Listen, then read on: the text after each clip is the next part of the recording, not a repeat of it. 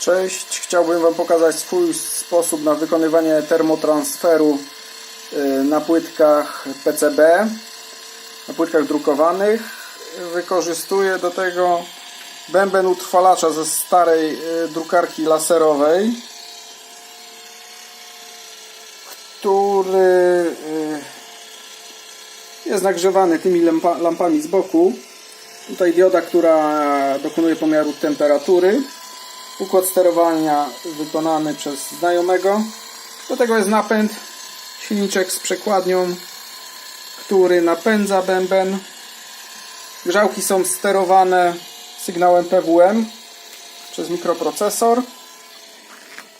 Oto przykładowe płytki wykonane i wydruki.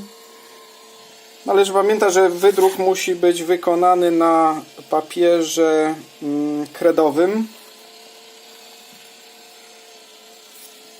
Wygląda to w ten sposób. Płytkę razem z wydrukiem umieszczam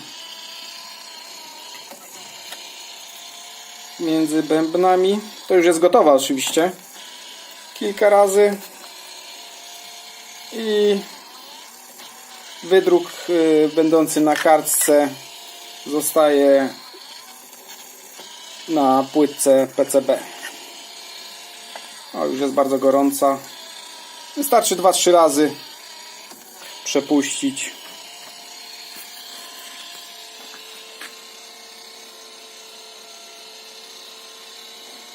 Skuteczny sposób, bardzo prosty, tani. W zasadzie ze złomu wykonany.